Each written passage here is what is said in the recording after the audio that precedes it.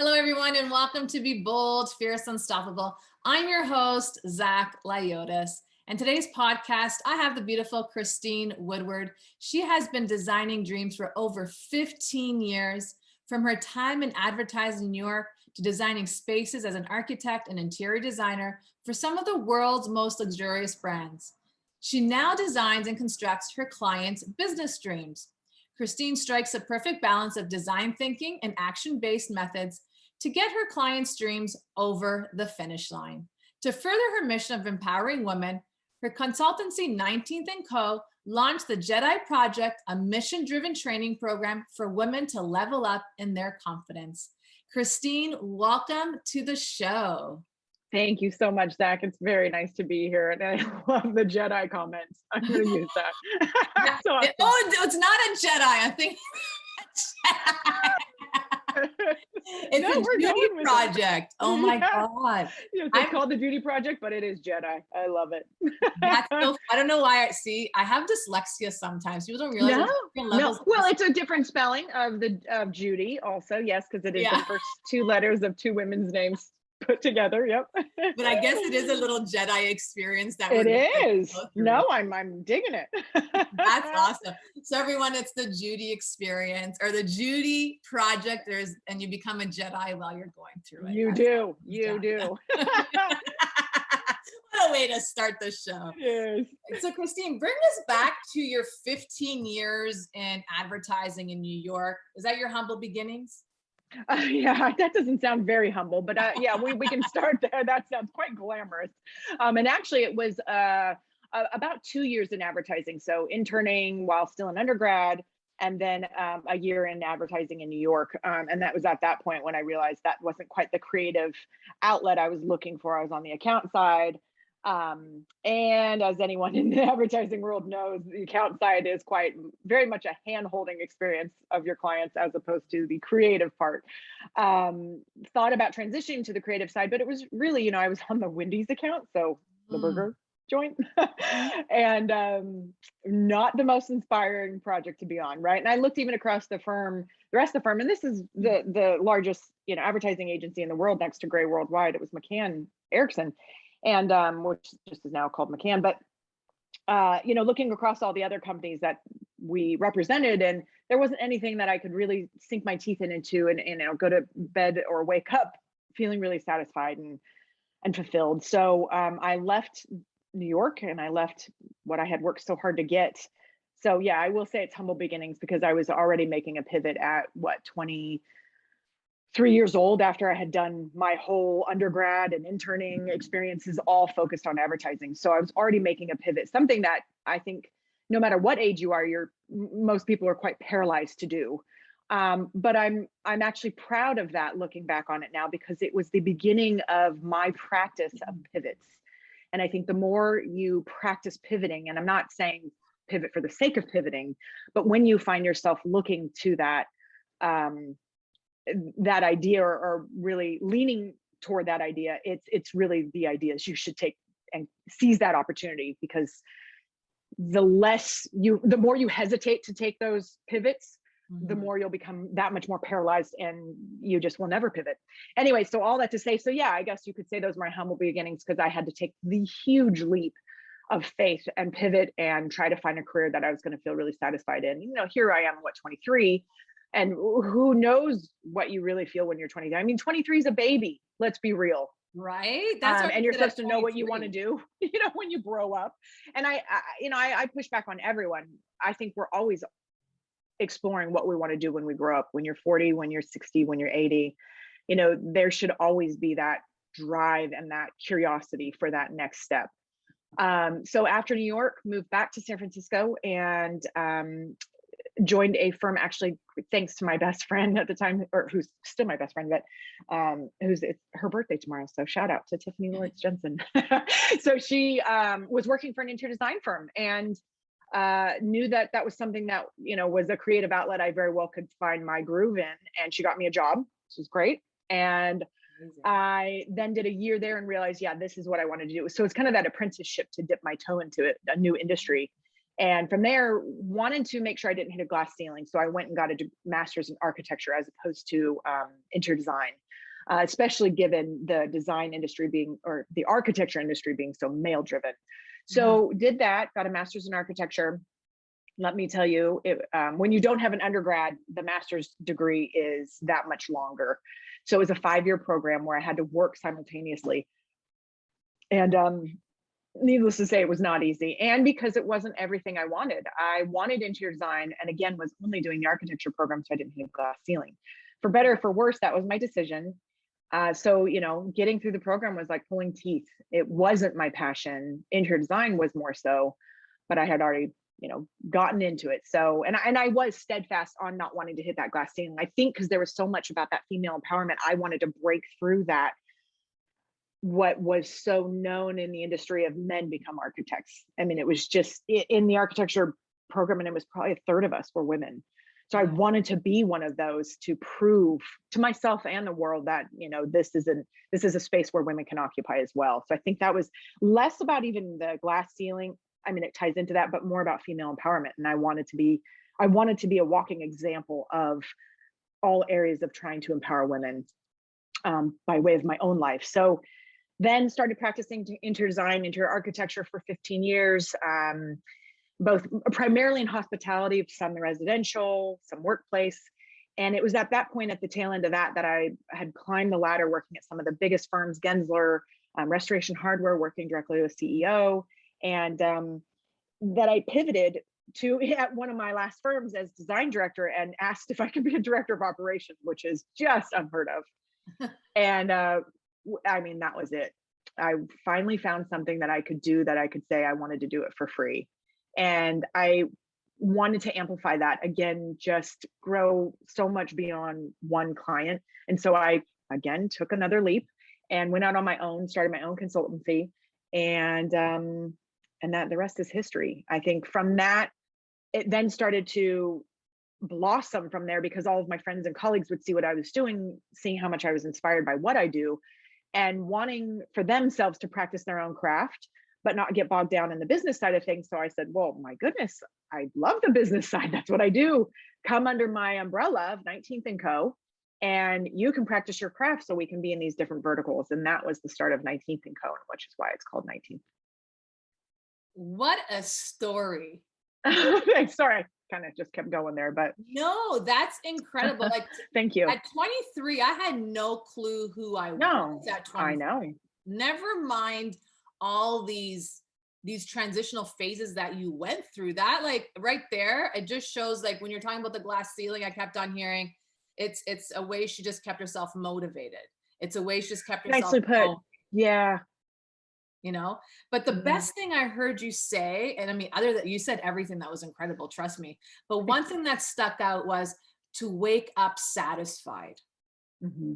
Because Absolutely. a lot of people don't wake up satisfied, or a lot of people don't do what they would want to do and not get paid for it. Right. Especially women. Especially women, because they feel like, I feel women were so robotic. We have to do it because we want to please people and nurture people. And we don't feel we can occupy a space that commands and demands pay. Not, pay for something that you think you love, but even pay that, the idea that pay and increasing your pay would be a goal feels wrong to women. Feels like they're being greedy. Yes. Or I don't even know other words. Greed encompasses enough. And I'm here to tell you that is absolutely wrong. It's what men are doing. It's not greed. It's just another level of, like you said, motivation. How my glass ceiling was my motivation in my architecture program.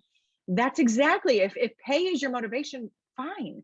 Of course, it's not going to be everything, and it won't keep you, it's not sustainable necessarily. You do need that satisfaction, as you were mentioning about the waking up satisfied. But my God, yes, absolutely. You can want more pay and not feel greedy. You absolutely should, in fact. And this is something that I try to train and teach women. So yes, thank you for bringing that up. Yeah, I think that's really important, because I know when I started my own little business, I got called into spirit to do this work. And I remember, they said, okay, charge this amount of money. And I was like, are you kidding me? Like, that's too much. There's no way I could do that, and now that I think of it, And then, I'd finish like 20 clients. They're like, okay, you went through that level. Now charge this much.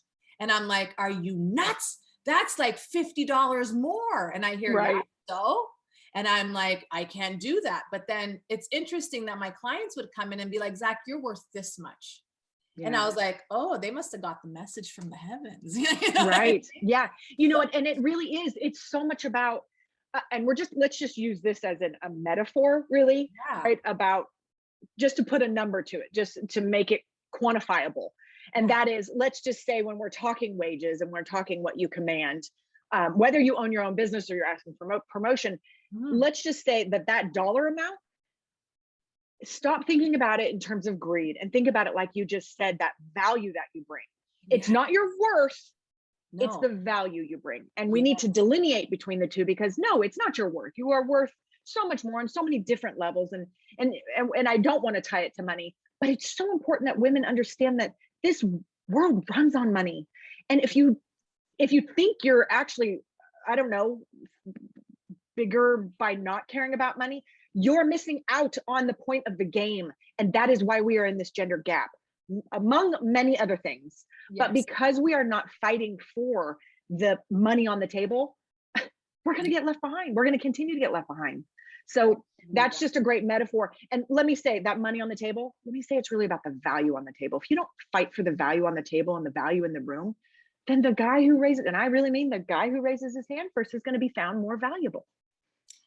Amen to that, sister. Amen to that. Trust me, because when I was going through this process at the beginning of my spiritual career and being an entrepreneurship, it was like one of those things that, it felt like every 3 months, God was saying, give yourself a raise, give yourself a raise, give yourself a raise. And I was like, no, I can't do it. But the thing is that I used to go into my boss's office and demand raises. Nice. I'm worth more money than this. Yeah. And it was interesting because my bosses would be like, you got some serious, like, I remember my one boss, he was an Italian, I call him Italian mafioso. And he used to say to me, like, you really have some confidence to come in here and ask me for money. And I'm like, do you know what I just did on that plane? Right. Do you know what this was? Do you know what that was? And he said his daughter was doing the accounting. He goes, hey, I can't remember her name. Let's call Larissa. Hey, Larissa, give Zach an extra $20 an hour on her check. And she's like, no problem. And I go to him, wow, that was easy. Yeah. That was easy. It really is. And I love that you say that was easy and the ask. There's a book called Women Don't Ask. It's sitting behind me. It's by Linda Babcock, and it's from 2004, I believe. But she is out of CMU, Carnegie Mellon University. 99% of that. If it's not that, it's Cornell. She started a women's negotiation foundation, and now she has a girls negotiation foundation. And it really is this idea that just simply we don't ask. Yeah. like it's literally on the table, the value, the money, the title, opportunities, it's all just sitting there. And guys are the only ones asking. And I'm not a male hater, please. Understand that it's more, we just need to learn from the rule book by which they play by and start adopting those things. I actually think it's, I'm actually not putting them on a pedestal, but more just as an example. And we should use them as an example and learn from them and start to join the same game that they're playing. That's all I'm asking. I know what you're saying, because at the end of the day, we need to learn some more value within ourselves, within our own self.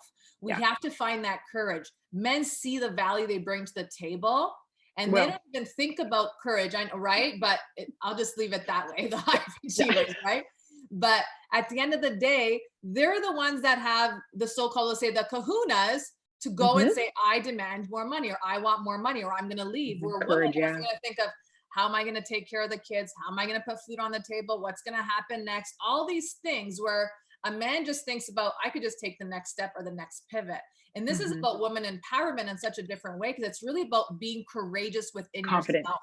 Yeah. And that's why I talk about it being confidence, and you can name it many different things. And I think under the umbrella, confidence, courage, boldness, it's all of those things. But we call it confidence, and it really is confidence training. And it is this idea, if you take nothing away from this podcast, but to know that confidence is a skill and therefore can be acquired, period, the end. It is just like a new sport. It's anything that you can practice and can acquire. And it is, men just more innately have courage. They more innately have confidence. And yes, it's likely because it's the testosterone, and there is research out there that testosterone just innately provides that. And they obviously have a little bit more of that. But, and when there's some women that have a, tip the balance of having a little bit more testosterone as well. So yes, some of us, men or women, have the more natural tendency to be more confident. Yes, but that's slight. The rest of it is a skill. And so it's really just, how do we practice getting over those hurdles to overcome and then therefore act with confidence? And I'm talking even the fake it till you make it situation to then evolve into a genuine confidence. Yeah, I'm not down with the fake it until you make it thing. So there are some techniques that works for. So, there's a lot of areas where we need to, so our formula for confidence building is reframing of your thoughts. And this is a really high level, very distilled summary, but reframing of your thoughts, it's taking action, and then it's, really reaping the benefits of confidence from that. Whereas some of the methodology out there right now is reframing your thoughts, using your confidence to then take action. Well, you got to just wait around for your confidence. So we turned that inside out. But the question we always get asked is, well, how do I take action if I don't have confidence? And those are the techniques we teach. One of the techniques being a fake it till you make it. And fake it till you make it, I think, actually has a negative connotation. What I really see it as, and so maybe I should not use the fake it till you make it terminology or turn of phrase anymore. Really what it is when you go take action, you will feel like an imposter. It is imposter syndrome. So you need to know that when you are taking action and you feel that imposter syndrome, you're doing the right thing. That is the fake it till you make it. You should feel imposter syndrome. You should feel like you're faking it, which is the imposter syndrome, because if you're not, then you're not sticking your neck out.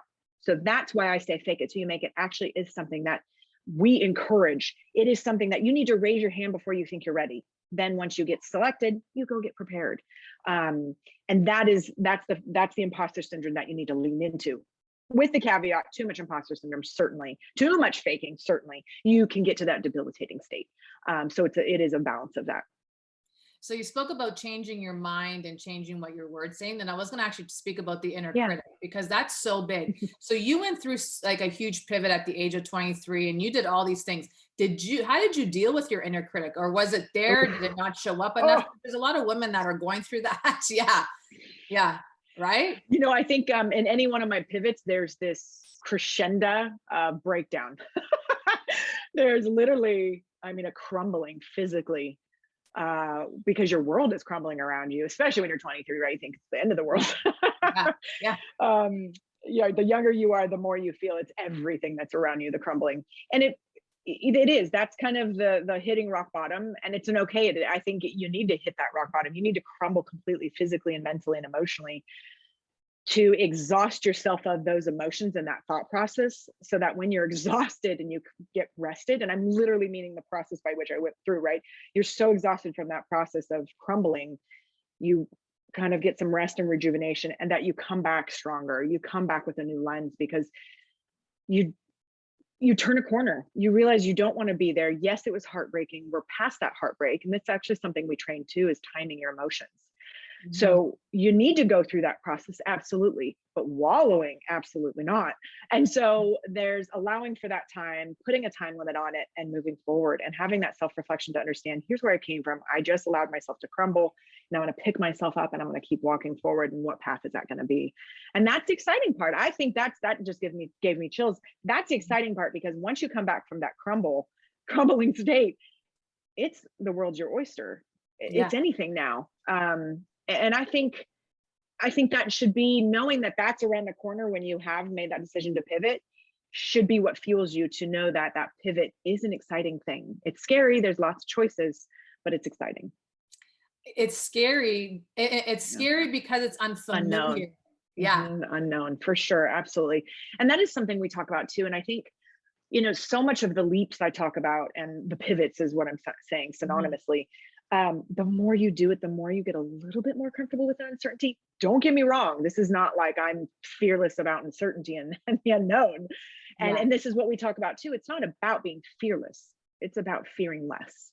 And the more and more leaps you take, you fear just ever so slightly less, which allows you to take that bigger leap the next time. And that's all we're trying to get to. And it's, you know what it is?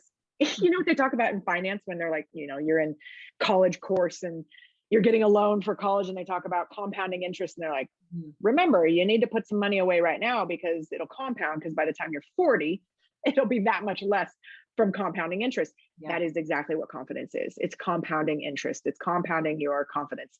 The sooner you start, so you start today, the more confidence you'll have by the end of your life. And isn't that what we're all striving for? So that when we, pardon me, this morbid but dark place, but like when we're at our last days, we're like, Mhm. we took every possible leap we could possibly, see ourselves taking. And even if it starts 5 days before those last days, at least you did it. And that is what I'm all about. And I'm so sick of anyone being crippled by fear. Mhm. And that is what the confidence program, the confidence revolution, is really about stopping. And it's less about a single woman leveling up in her confidence. And it's more about, once she does level up in her confidence, the responsibility she has to have a ripple effect in her community of women, so that we as a community of women can start to make a change. Because it's got to be a grassroots. It's not going to happen in policy right now when no one in policy is looking out for us, because there's no women Right. up there. There's one, right, Yeah. that we're We very won't well go aware of. there. We won't go there. Yeah. So that's why it has to be this grassroots approach. And the only way we can have a grassroots approach is if we have confidence. So that is what I have distilled this down to in terms of the strategy more moving forward. And I do, for a living, create strategy and then implement. And that is what I'm doing for women. That's incredible. I always tell my clients, master your skill. But it's interesting you talk about, your death process, because I always tell my clients, write your write your obituary. I tell my clients, write your obituary. What do you want to be known as at your funeral? What do you want people to say about you at your funeral? So that's something That's that I beautiful. work with my clients. And I say to them, write your obituary the way you want to be remembered. Yeah. And then That's a they write great, that. Yeah, they write that and they're like, wow, I got a lot of work to do. And I'm like, well, if that's the way you want to be remembered, then you get to work, and you're going to go through the ups and downs. There's going to go through the suffering, like the fear and the doubt and all that. But once you start mastering your craft and building that confidence up within yourself, you become bold, fierce, and unstoppable. And that's why yeah, bold, fierce, and unstoppable happened, because a lot of my clients came to me when they're in a dark hole. And yeah. then as we were rising and rising and rising, I'm just like, yo, who are you? Yeah, it is incredible, right? I mean, It's I can so imagine the stories beautiful. you have. Yeah. It's That's a great beautiful. process to go through, the obituary. I like that. Yeah, I always use the obituary, and I even tell them, I said, you know what? Change it every year, because Yeah, you yeah, change come every back. year. It's evolving. Right. Yeah, absolutely. So if you reach Absolutely. those goals, then guess what? Now you're going to be someone new at your funeral. More people Yeah. are going to come in. More people are Hmm. going to say things about you. What do you want them to say about you? And they said one, I had people crying writing this. They said, Yeah. Zach, I've never seen myself in this lens. Yeah. And I said, well, you know what? This is the world of possibilities. So let's get you opening yourself up. You Hmm. open yourself up. So it's a beautiful That's a thing. great idea. And yeah, it's amazing thing. And people are like, what do Yeah. you mean I'm gonna write my obituaries? Write it. Be prepared. Right. Right? Don't let anyone else write it for you. Don't let Right. anyone else, because they don't know you. They're gonna Hmm. use it, they're gonna use their judgment and opinion of you. The you now, Yeah. especially. Yeah. Yeah. So I love that. Yeah. How do you build confidence? Yeah.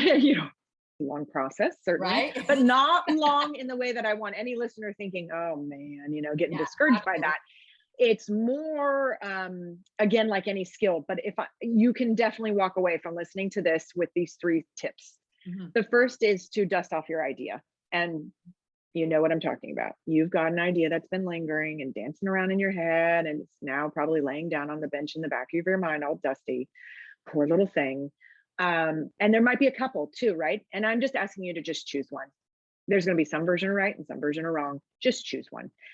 The act of decisiveness helps to practice confidence. So just be decisive, just pick. I mean, if it has to be a toss of a coin, then so be it. So choose one of those ideas. And that can be from, taking a walk around the block to starting your own business. I mean, it can be as, disparate as that. Step 2 would be then to take a small step toward making it real in your world. And I mean by saying it out loud. So you need to tell 5 strangers and 5 people you know. 5 people you know, being family and friends, so quite close in your circles. And then the 5 strangers. I mean, you're shopping at Marshall's and you just, hey, by the way, I'm gonna go start a bakery. Oh, okay, thanks for telling me. Weirdo. Yeah, yeah, right, weirdo. Okay, great. Or you like pastries too? Me too. I'm gonna start a bakery, right? Like, so, and again, it is that reaction too is also what you're trying to build resiliency to. So tell those individuals, be aware, very much like you said, what we were talking about the obituary before. If you had someone else write your obituary right now, it'd be the current you. But the idea is to evolve into what you have in your head, which is very likely not the current you. So when you are starting to tell the 5 people, mostly the close circle people, they're going to maybe not be the most receptive. Those are actually going to be the hardest people to tell. Mm-hmm. So be aware of that. Then the final step would be actually to start taking some action on those. So if it's a bakery, start calling around to some lease signs that you see in open windows around your neighborhood. Not because you're going to go lease it ever, maybe, I don't know, but because the act of that makes you feel like you have the right to occupy that space, to even consider that, right? I always make the analogy of shopping.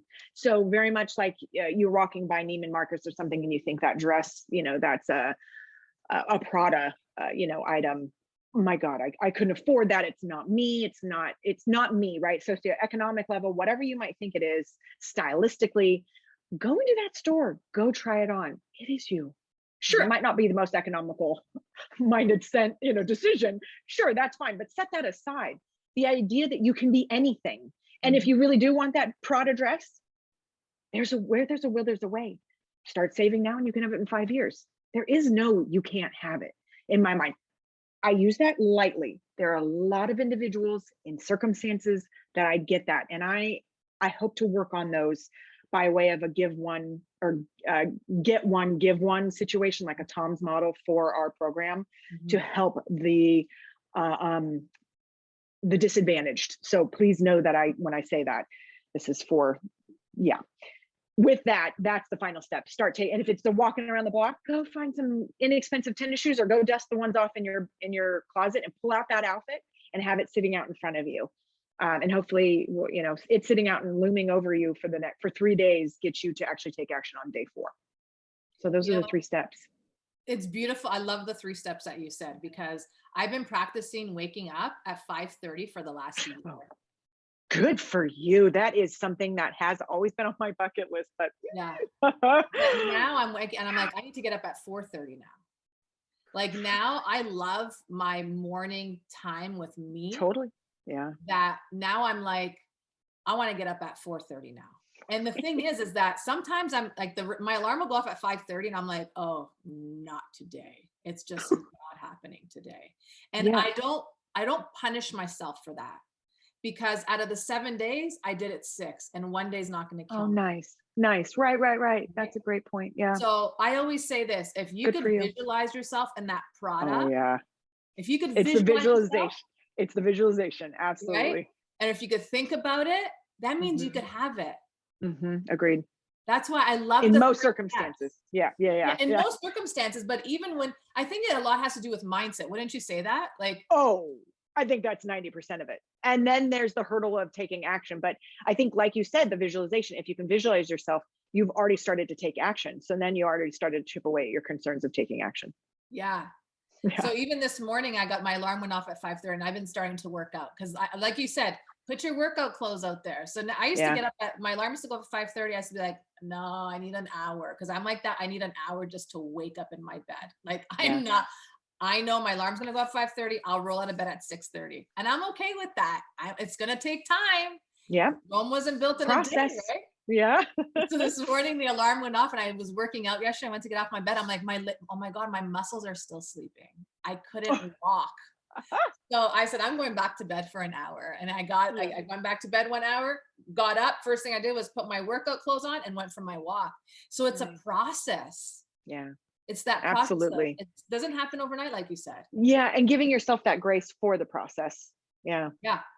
Stop. Us women, we love to punish ourselves if we didn't do it correctly. And that's that perfectionism. I'm glad you bring that up. That is, stop being proud of it. Like women need to stop being proud of it because it would be like being proud of having cancer. I mean, and I don't mean to say that lightly or make fun of anything, but it honestly, I'm happy I had it. Are you being serious? I'm dead serious. because of the enlightenment that it gave you? It changed me as a human being. Yeah. Okay. Well, all right. So that was not a good analogy then. Yes, that was not a good analogy at all.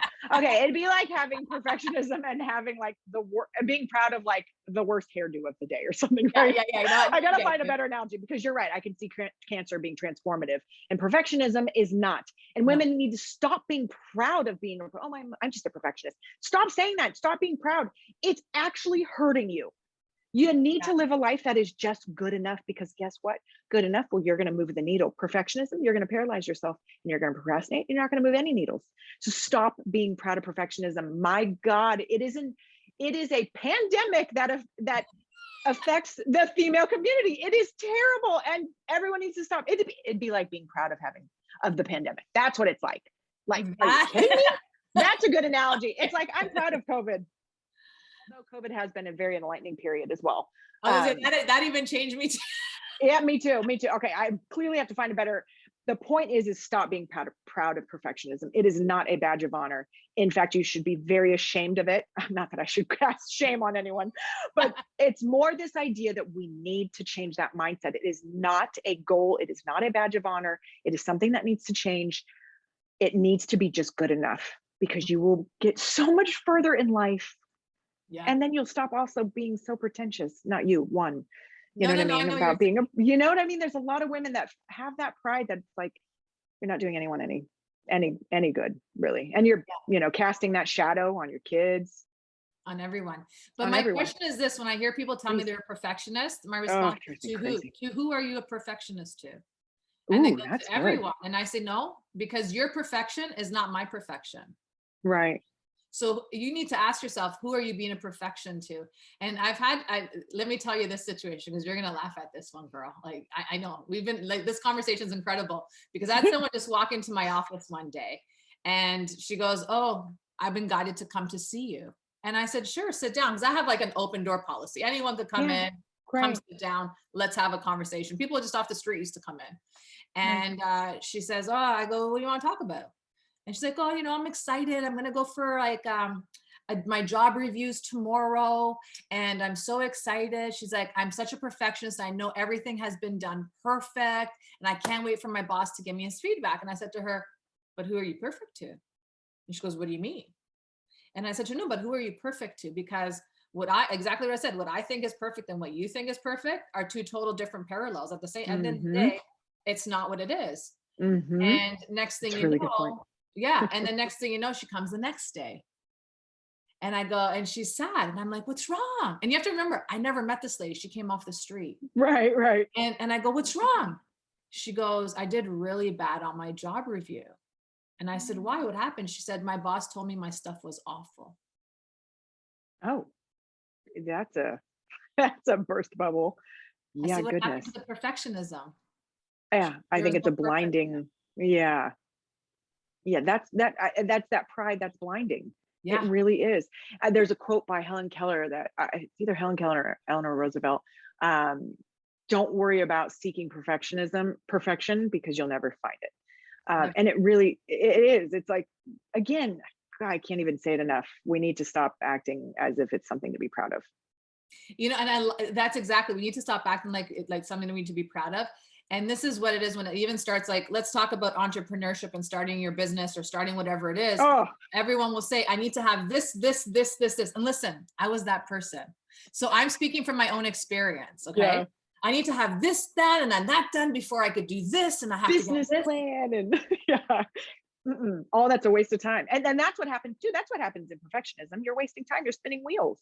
There's, there literally is a point where it's a tipping point where it's indiscernible from one more revision to the next revision that the world will not see and acknowledge. And now you have literally wasted time and taken that away from other things that you can be more productive on. Do you think perfectionism is a form of procrastination as well? Yeah, absolutely. Absolutely. And that's why I say it's paralyzing. It's spinning your wheels. But then you find pride in it, which allows you to stay in that space. It feels like you're right to stay in that space, right? I haven't gotten to this to the point where I need it to be. When instead, if you allowed yourself the mindset of good enough, Good enough would mean like gates are open, go ahead, walk through. And you'd be like, oh God, no, I'm not ready. Ooh, nope, close those perfectionism gates. I'm not done. I'm not ready. I'm not prepared. I'm not everything they need me to be. So it's literally an excuse. That's what perfectionism is. And that's why I say it's an ailment, that it's a pandemic. It's honestly a sickness. It is literally holding us back. It is an excuse. Yes. Whew, we could stop there, everyone. Trust me, there was a lot of information we just said. No, that was awesome. I wish I we hadn't had gotten that. to perfectionism Right. I wish before. I Yeah, had that's that good. 8 years ago when I literally was starting something. I said, no, I have to have a website and I have to have this and I have to have that, because people don't realize you don't need a website. I made 6 figures with a website. Yeah, or a splash page, one page. I mean, you should see my website right now. Woo, it's good enough. I'll Good get enough. phase 2 will be the next one. Whatever. Yeah, Yeah. yeah. I always Yeah. tell people this: start when you're not ready. Yeah. Oh yeah, for sure. But women don't do that. They don't raise their hand when they're not ready. They Right. wait until they're ready. The point is when you raise your hand and you get chosen, oh, let me tell you, you'll get ready real quick. And that teaches the act of good enough, because when you have to hustle and get ready real quick because you got chosen already, then perfectionism goes at the door, because you realize, oh my God, like this is next week and I'm not ready. Yeah. Of course, you will hit the wall of perfectionism and think you'll need to do that, and you'll stress the living daylights out of yourself in that whole process. But you start raising your hand before you're ready. I can't even tell you how many instances I have done that. And what it does is it gets you to that next level in your Yeah. life, Yeah. like So do true. that, do your future self that favor of raising your hand today. Yeah. Oh, I love that you said that. I love you said this podcast all happened when I was like not ready at all. Nice job. Air high five. No, it wasn't. I was in the middle of thinking about something else, and then I kept on saying to my spirit, like, what do you want to do? What do you want to do? And I kept on hearing Bold Truths and Unstoppable podcast. And I'm like, I'm not ready for that. Oh. And I heard, but you've done Unfuck Your Mind. Like, you've done it. You know what to do. And I'm like, I don't want to do it. And then this is the funniest story in the world. This is where women would have quit. But I was like, I went back to the almighty man upstairs and I said, if you want me to do this, you better make this shit happen. So Yeah. I put a post out on a group of 500,000 women on Facebook. And I said, looking for women in these areas of expertise to interview you on my podcast. Do you know I got crickets? Not a surprise. Yeah. And I love you for telling people that. Yeah, absolutely. I've absolutely experienced that 10 times over. Yeah. That's an awesome story. 500,000 people, crickets. And what'd you do after that? I was like, yo, God, you want me to do this? Hello. If you want me to do this, you better make this shit easy. Because if I'm not in the flow, it's hard. The next day, I get an email from Podmatch. Hello, we would like to introduce you to this and this. And I'm like, what is this? And I was like, you gotta be kidding me. You got to be kidding me. And then I spent an hour on there and I was like, no, we're in action, people. We're in action. Yeah. I love it. 500,000 people, not one bite. Yeah. Yeah. But then, right. And it was the platform you were on too, is the audience. I mean, women need to realize, people need to realize, if you hear those crickets, it's more like, okay, that didn't work. I don't know why that didn't work. Let's try another one. It's not you. Yeah. And I think, not you. Right. Yeah. And it could be that your energy is not in that same energetic frequency that you went to that group. That group could be a lower vibrational frequency and they didn't even see your post. Right. Yeah. So we have to look at the whole energy force too, right? Because at the end of the day, how is it that here I was, I put the post out, nothing showed up. And then here I am yelling at the almighty upstairs, you want me to do this? You better make this easy. And boom, the next day something shows up.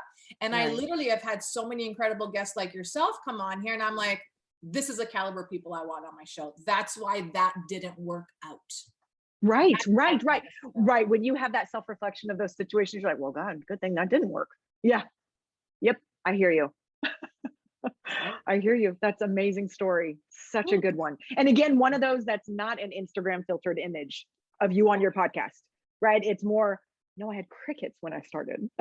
It's great. Love it. Love it. Love the sharing of that. The Instagram story, because the reels are not real. They're 30-second snippets of what someone wants to show you, but you don't know what's going on beyond that 30-second snippet. You know? No, and I don't judge that. I know we all have No? to do it, even though I hate social media. And that it's required in order to grow a business and those sorts of things, only because of how it is typically used with all filtered images. Where's the vulnerability? Where is it showing? And I need to start doing that. I'm actually paralyzed to show that vulnerability out there because it's not the norm, because the norm is that filtered image, right?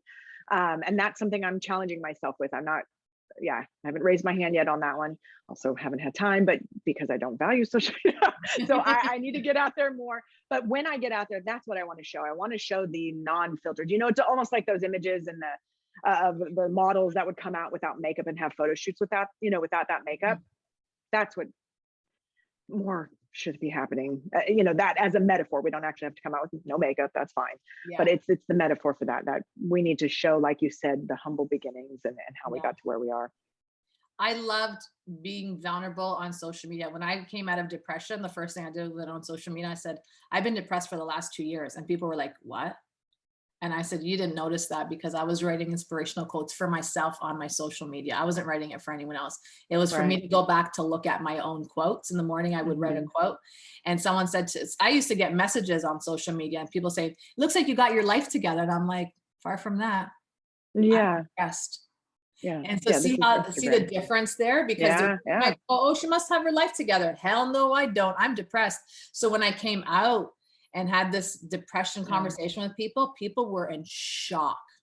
Well, I'm glad you spoke online. I've literally cried online before, and I'm like, it is what it is, y'all. Y'all think you're connected to the Almighty up there, but at the end of the day, you don't know what enemy you're fighting inside of yourself. So don't judge a book by its cover. So this is that's the biggest thing when it comes to a lot of stuff, is that when we allow that vulnerability to come down on us, we open up this, I don't know, I felt liberated. Yeah, absolutely. Freeing for sure. Oof. No, and I'm grateful for that act of yours. Yeah, that's amazing. So how can we get women to go through this balance of design thinking? I love that. Yeah. So much of that design thinking and the process I apply both to my consultancy for helping women to grow their businesses, but also in that process of building the skill of confidence. And it really is knowing. So in design and as a designer, I think one thing the designer is very comfortable in their skin about and the process of is iterative process, the iteration of, the evolution of.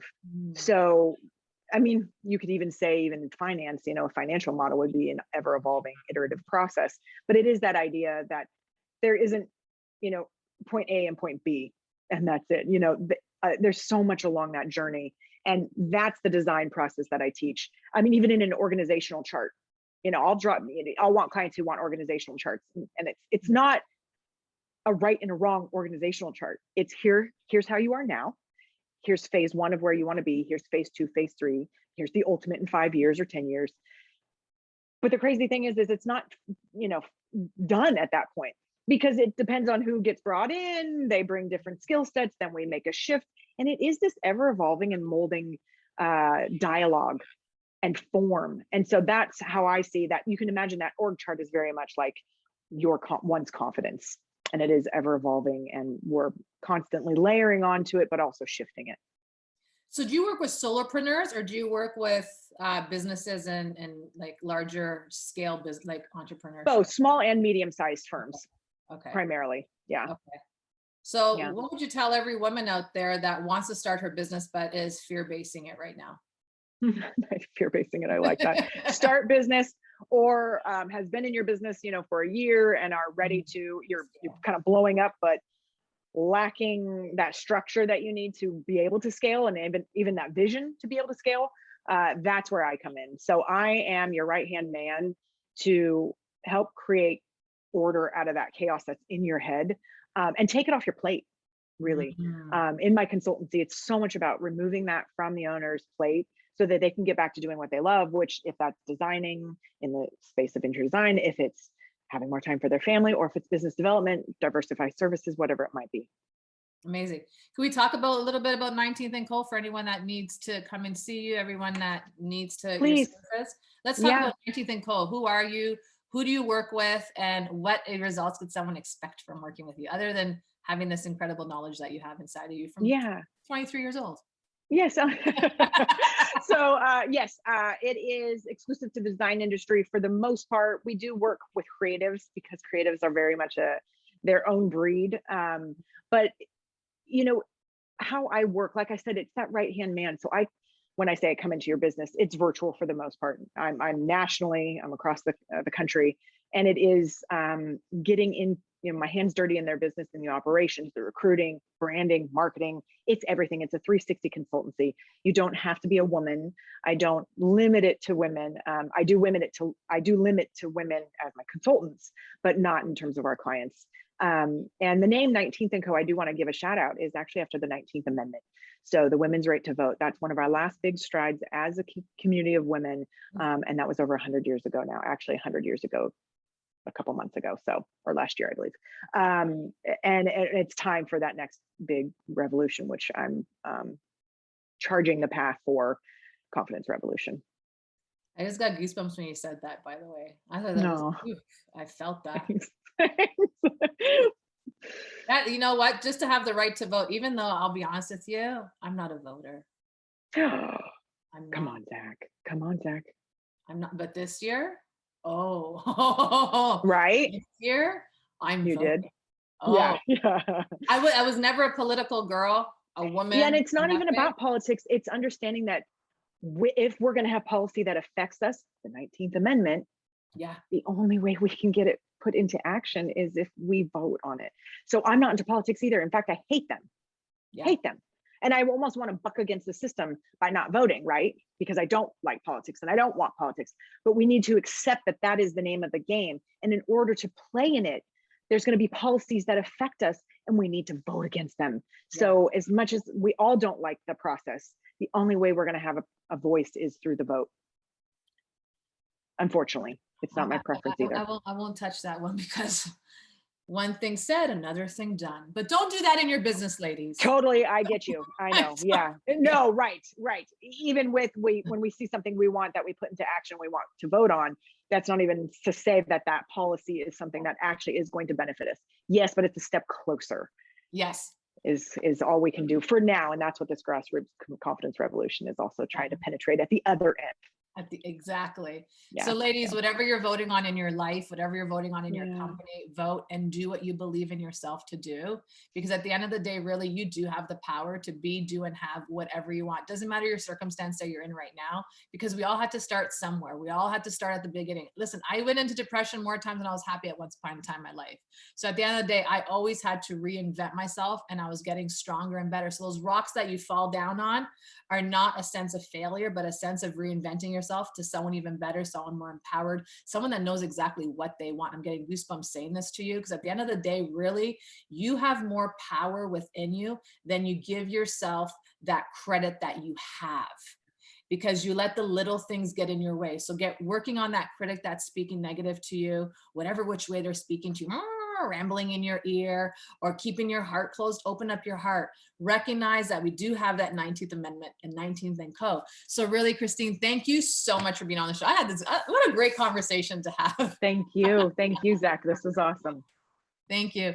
Everyone, anything that you want from Christine, her socials, her website, everything's going to be in the show notes below. So please check her out there. Also be part of the Empress Hangout on Facebook. It is a private group for women as we speak about everything empowerment, everything is spiritual, and everything to do with mind, body, and soul. And also like us on Instagram. Until we meet again, have yourself a great day. Bye for now.